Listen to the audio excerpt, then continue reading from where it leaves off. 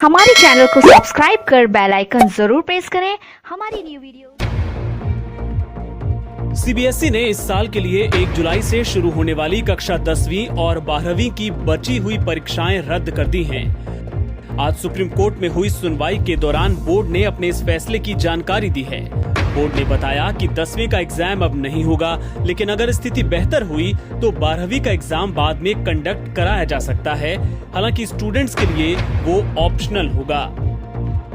CBSE की ओर से solicitor general Tushar Mehta पेश हुए। उन्होंने कहा कि 12वीं के स्टूडेंट्स के पिछले 3 एग्जाम में जो नंबर आए हैं उसके आधार पर उनका आकलन किया जाएगा। हालांकि उन्होंने ये भी कहा कि 12वीं का एग्जाम स्थिति जैसे ही बेहतर होगी कंडक्ट कराया जा सकता है। जो स्टूडेंट्स एग्जाम देना चाहेंगे उन्हें देने दिया जाएगा और जो बाहर रहना चाहते हैं उनका रिजल्ट पिछले एग्जाम के आधार पर तैयार होगा। वहीं 10वीं का एग्जाम पूरी तरह कैंसिल कर दिया गया है, उसके लिए कोई ऑप्शनल एग्जाम नहीं होगा।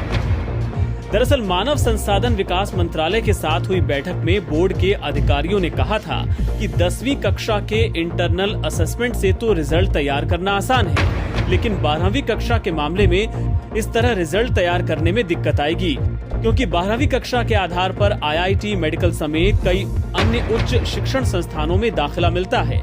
स्कूल के इंटरनल असेसमेंट में कई होनहार छात्र भी पीछे हो सकते हैं। इसलिए बोर्ड ने सुप्रीम कोर्ट को बताया कि कक्षा 12वीं के स्टूडेंट्स को 2 ऑप्शन दिए जाएंगे।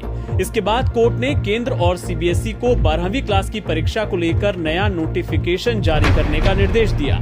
साथ ही इसे लेकर कोर्ट ने शुक्रवार सुबह तक हलफनामा भी मांगा है, जिसमें बोर्ड को यह बताना होगा कि वो 3 लास्ट एग्जाम कौन से होंगे जिनके आधार पर रिजल्ट तैयार किया जाएगा। इस मामले में शुक्रवार को फिर से सुनवाई होगी। सुनवाई के दौरान आईसीएसई बोर्ड ने भी सुप्रीम कोर्ट को बताया कि उसने भी इस साल का बोर्ड एग्जाम कैंसिल कर दिया है। गौरतलब है कि फरवरी-मार्च में चल रही परीक्षाएं कोरोना महामारी के कारण स्थगित कर दी गई थी। फिर सीबीएसई ने 1 जुलाई से 15 जुलाई तक परीक्षाएं कराए जाने की बात कही थी। इसके लिए बाकायदा विस्तृत डेटशीट भी जारी हो गई थी, लेकिन कोरोना के बढ़ते मामलों को देखते हुए सुप्रीम कोर्ट में कई अभिभावक परीक्षाएं रद्द करवाने की याचिका लेकर पहुंचे थे। महाराष्ट्र, दिल्ली और उड़ीसा जैसे कई राज्य भी परीक्षा आयोजित करने में असमर्थ जाहिर करते हुए परीक्षाएं रद्द करने के पक्ष में थे। याचिका में कहा गया था कि एम्स के डेटा के अनुसार कोरोना वायरस आने वाले वक्त में भारत में अपने चरम पर होगा, ऐसे में परीक्षाओं को रद्द किया जाना चाहिए।